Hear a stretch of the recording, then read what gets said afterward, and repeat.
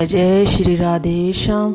आज हम माघ मास के 14वें अध्याय की कथा करेंगे। वह कुंडल बोला, हे सौम्य, आपने जो धर्म ज्ञान दिया है उसे सुनकर मैं बड़ा प्रसन्न हूँ। जिस प्रकार साधु के वचन पाप को नष्ट करने वाले होते हैं, उसी प्रकार आपके इस उपदेश से मेरे मन का अज्ञान नष्ट हो गया। जिस तरह चंद्रमा अमृत वर्षा करता है, उसी प्रकार सज्जन उपदेश करते हैं। हे नाथ, अब कृपा करके वह उपाय बताइए जिससे मेरा भाई कुंडल उस घोर नरक से मुक्ति प्राप्त कर सके।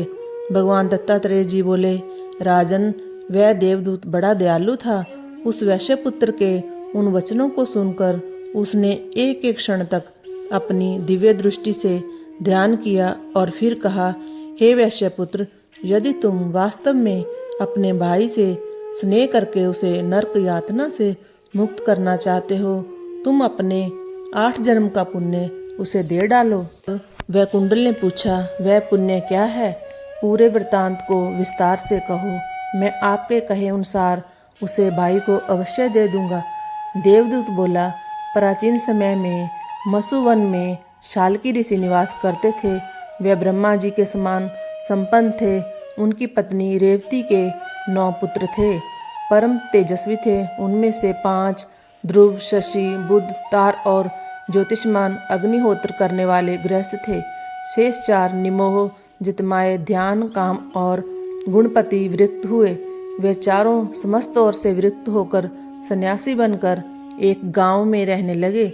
वे सदैव भगवान विष्णु के चरण कमलों का ध्यान करते हुए भोजन, शयन, निद्रा, वस्त्र आदि सभी को त्याग करते हुए जीवन व्यतीत करने लगे।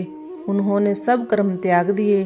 चराचर का विष्णु में देखते रहते। उस समय तुम मत्स्य देश के रहने वाले गृहस्थ ब्राह्मण थे।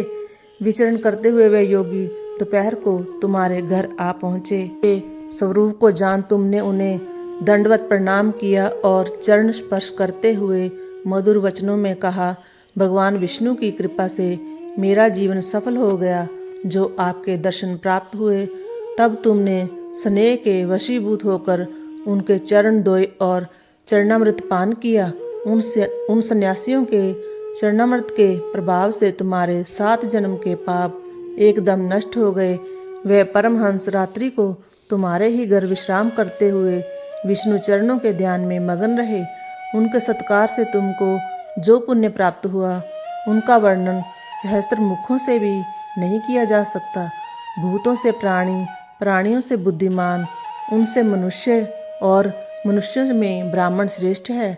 ब्राह्मणों में बुद्धिमान, विद्वानों में कृत बुद्धि, उसके क्रियात्मक और उनके ब्रह्मवेग का श्रेष्ठ है। ब्रह्मवेग का तीनों लोकों में श्रेष्ठ है। वह सदैव पूजा जाता है। उसके दर्शन मात्र से प्राणी के समस्त पाप नष्ट होते हैं। यही तुम्हारे 8वें जन्म का पुण्य है।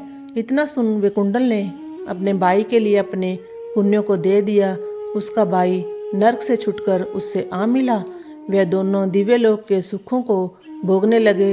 इस इतिहास को पढ़ने और सुनने से सभी पाप नष्ट होते हैं। इस प्रकार कथा का 14वां अध्याय समाप्त हुआ। जय जय श्री राधे श्याम।